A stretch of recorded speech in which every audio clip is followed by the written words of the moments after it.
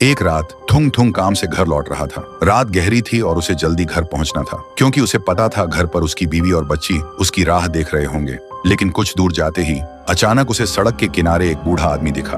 उसका चेहरा अजीब सा था और उसके आसपास कुछ पुरानी गुड़ियाएं रखी थी जिन्हें वह बेच रहा था। देखते ही थुंग थुंग उसके पास गया और बोला, बाबा, इतनी रात में यहाँ दुकान लगा के रखे हो? भूतों को खिलौना बेच रहे हो क्या? ये सुनते ही बूढ़ा कांपते हुए बोला, नहीं बेटा, 3 दिन से कुछ नहीं खाया है। अब चलने की भी ताकत नहीं बची, इसलिए दिन रात यहीं पड़ा रहता हूँ, बस इस उम्मीद में कि कोई एक खिलौना खरीद ले। ये सुनते ही थुंग थुंग को तरस आ गया। उसने सोचा, एक गुड़िया ले लेता हूँ, इनका भी भला हो जाएगा और मेरी बेटी भी खुश हो जाएगी।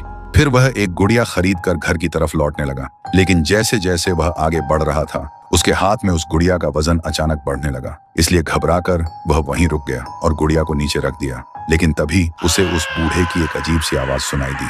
थुंग थुंग घबराकर पीछे मुड़ा, लेकिन वहां कुछ भी नहीं था, न वह बूढ़ा न कोई दुकान। थुंग थुंग को अब सच में डर लगने लगा। तभी उसके पीछे से एक और आवाज आई।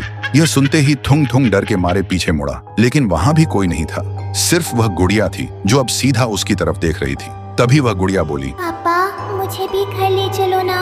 बोलते ही उस गुड़िया का आकार धीरे धीरे बड़ा होने लगा। यह खौफनाक नजारा देखते ही थुंग थुंग की सांसें तेज हो गईं और अगले ही पल उसे जोर का दौरा पड़ा और वहीं गिरकर मर गया। फिर सुबह उसकी बीवी और बेटी को पता चला, एक गुड़िया के साथ मीरा के पापा की लाश रास्ते के किनारे पड़ी थी, जो वह मीरा के लिए ला रहे थे। लेकिन उन लोगों को यह नहीं पता था कि वह गुड़िया खुद चलकर पापा के पास आई थी, ताकि एक एक करके सबको अपना हिस्सा बना सके। और तब से ही मीरा ने उस गुड़िया को अपने पास रख लिया, अपने पापा की आखिरी निशानी मानकर। फिर धीरे धीरे वह गुड़िया मीरा को अपने बस में करती रही और फिर एक दिन उसने मीरा को भी अपना हिस्सा बना लिया। लेकिन पति और बेटी को खोने के बाद माँ पूरी तरह टूट चुकी थी। घर का वह आंगन जहाँ कभी मीरा खेलती थी, अब वहाँ सिर्फ मौत का सन्नाटा था। माँ की हालत पागलों जैसी हो गई थी। कभी रात को उसे लगता कि मीरा कमरे में बैठी रो रही है, तो कभी रसोई से वहीं छुरी चलने की आवाज आती।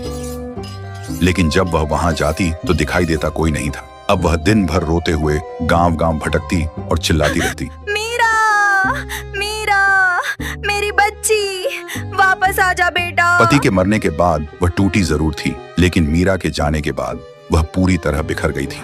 फिर एक दिन दोपहर के 12 बजे श्मशान के आसमान में कौवों का झुंड उड़ रहा था, जैसे कुछ भयानक होने वाला है। और बीच श्मशान में माँ अपने पति की कब्र के पास पड़ी फूट फूट कर रो रही थी, जैसे अब उन्हें किसी भी डर की कोई परवाह ही नहीं है। लेकिन तभी कब्र के ठीक नीचे से उन्हें एक आवाज सुनाई दी। तो दोस्तों, आखिर माँ ने ऐसा क्या सुना? क्या माँ अपनी बेटी को वापस ला पाएगी, या वह भी उस शैतानी गुड़िया का हिस्सा बन जाएगी? अगर जानना चाहते हो तो अभी कमेंट करो, पार्ट 3 चाहिए।